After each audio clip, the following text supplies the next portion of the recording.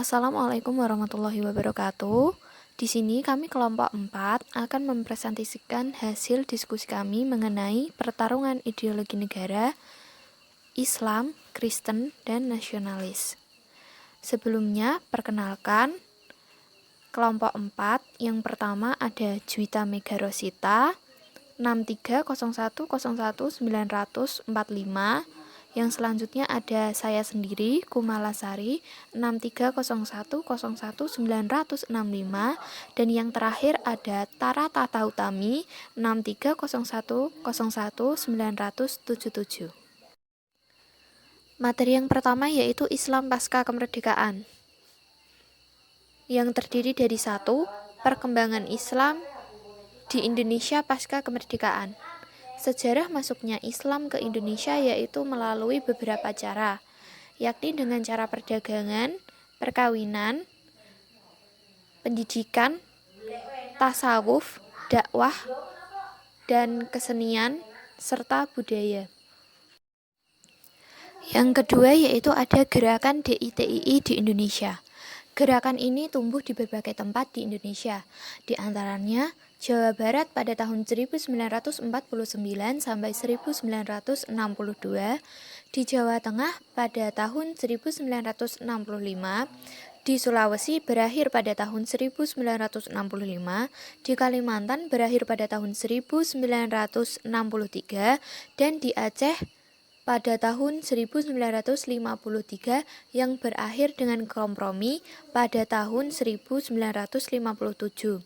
Gerakan-gerakan Islam itu mendapat tolakan keras dari tentara Republik Indonesia karena mereka dianggap tidak patuh dan tunduk pada pemerintah negara serta melakukan pemberontakan di mana-mana.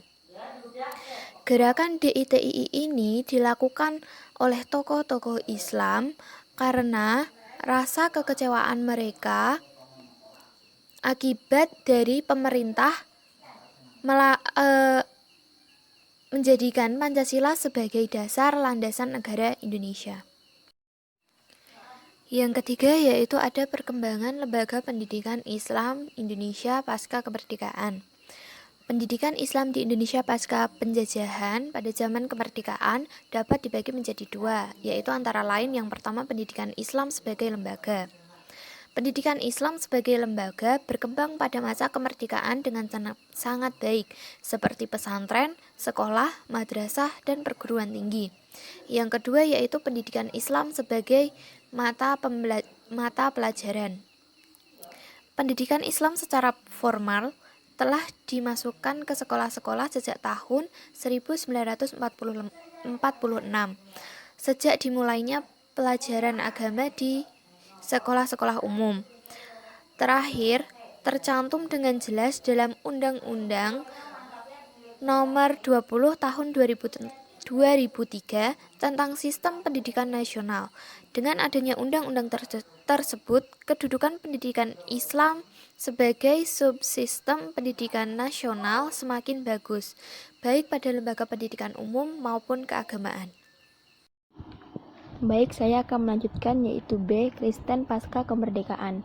Membahas mengenai sejarah kekristenan di Indonesia yang diasumsikan sebagai agama yang pro terhadap penjajah dari barat, namun asumsi itu tidak benar. Sebagai bukti, ada banyak tokoh Kristen yang ikut memperjuangkan kemerdekaan Indonesia dengan didasarkan semangat nasionalisme. Keikutsertaan orang Kristen membangun bangsa juga pertanda sifat misioner gereja.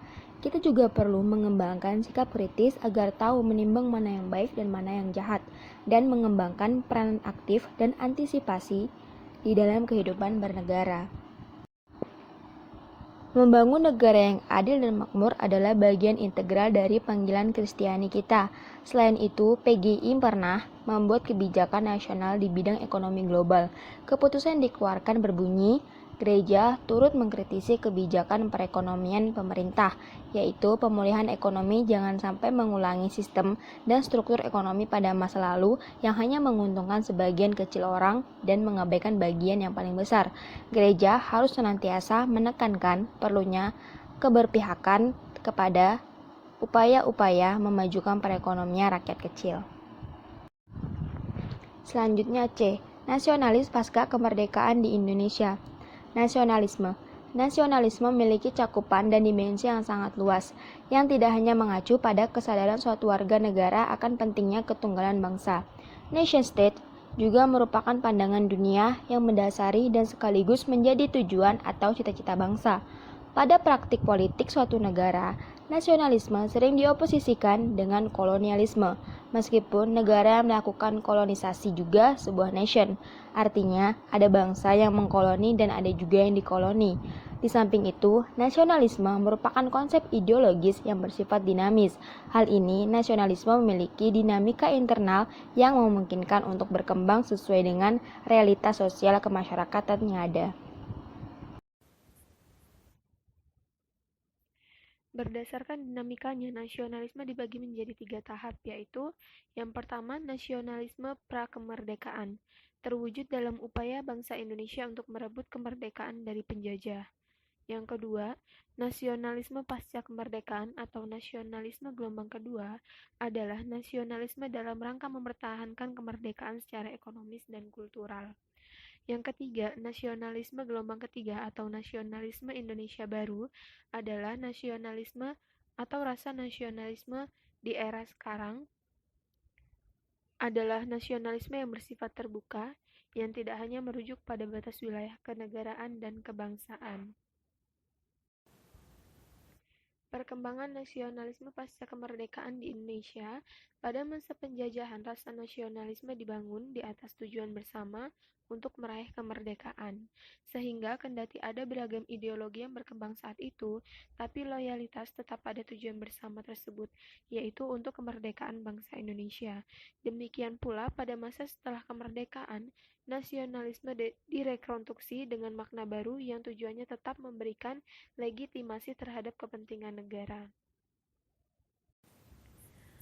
Oleh karena itu, nasionalisme menuntut kesetiaan atau penyerahan diri seseorang kepada masyarakatnya dan lebih luas lagi kepada bangsa dan negaranya.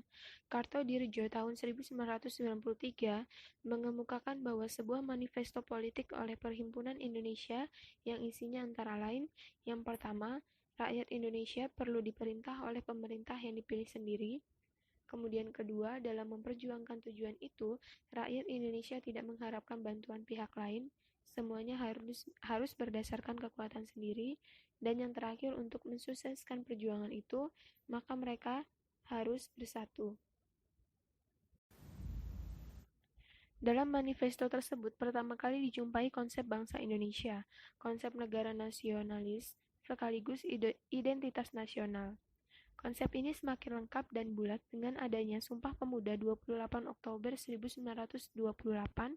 Secara implisit, manifesto tersebut memuat paham nasionalisme sebagai anti-kolonialisme dan prinsip-prinsip kesatuan, unity, kebebasan liberty, persamaan equality, kepribadian personalis, dan hasil usaha performance. Sekian presentasi dari kelompok kami. Apabila ada kesalahan, kami mohon maaf. Wassalamualaikum warahmatullahi wabarakatuh.